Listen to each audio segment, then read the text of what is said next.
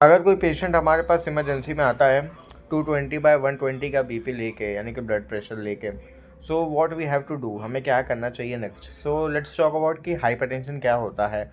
Hypertension majorly वो condition होती है जिसमें हमारा जो सिस्टोलिक एंड जो डायस्टोलिक होता है वो more than it's normal value elevate हो जाता है, यानी कि ब्लड का pressure against it's wall, basically arteries, बहुत ज़्यादा रेज हो जाता है, इंक्रीज़ हो जाता है।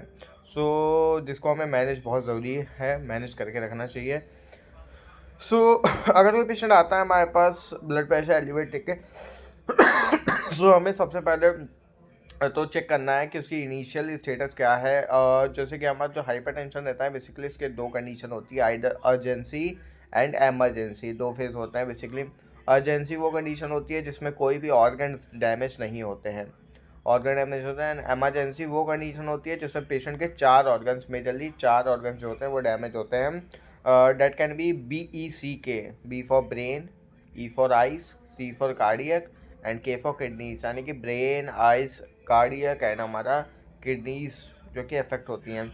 अगर पेशेंट आया है उसको अर्जेंसी है, यानी कि कोई उसका ऑर्गन जो है डैमेज नहीं है, सो बेसिकली हमें कुछ नहीं करना है, पेशेंट को प्रॉपर रेस्ट करने के लिए बोलना है। रेस्ट करना है, उसकी जो मेडिकेशंस उसकी चल रही हैं प्रीवियसली हमें वही उसको देनी है मेडिकेशंस, एंड उसको कंटिन्यूसली मॉनिटर करना है, उसका बीपी जो है वो नॉर्मल हो जाएगा, कोई इशू नहीं है।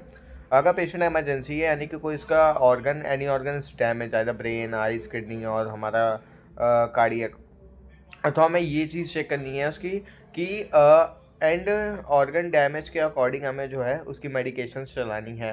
As per the organ damage उसके अकॉर्डिंग ही हमें पेशेंट को मेडिकेशंस यूज़ करनी है।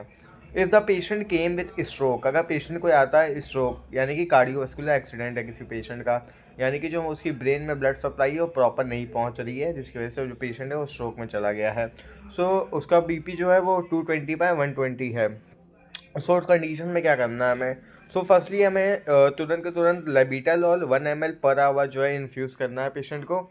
और साथ ही में अगर उसके साथ along with we can also use nicardipine 0.5 ml per hour. This medication can be use ताकि हम उसका जो बीपी है वो उसको डिक्रीज़ कर सकें। मेजरली जो हमें स्ट्रोक वाला पेशेंट रहता है उसका जो 220 वाला बीपी है उसको मैक्सिमम 25% जो रहता है बीपी को हमें डिक्रीज़ करना रहता है, 25%। 180/110 तक हमें उसे लाना पड़ता है। अगर हमारे पे कोई पेशेंट आता है with myocardial infarction, that we also called heart attack, heart attack का पेशेंट आता है एलिवेटेड बीपी के साथ, तो हमें सबसे पहले तो उसको मेजरली, यानी कि जो मोस्टली हमारी चॉइस रहती है, ड्रग ऑफ चॉइस जो रहती है वो नाइट्रोग्लिसरीन रहती है, एन टी जी हमें इन्फ्यूज़ करनी है 1 ml पर आवर के हिसाब से। And along with that we can also use labetalol 1 ml per our.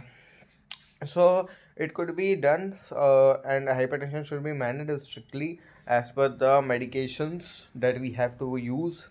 And I have a question. If the patient came with stroke के साथ आया है उसका, एंड उसका जो बीपी है वो 180/110 है, उस कंडीशन में हमें क्या करना है, इधर क्या वो बीपी इतना सही है उसके लिए या फिर नहीं, और अगर नहीं है तो क्यों नहीं है।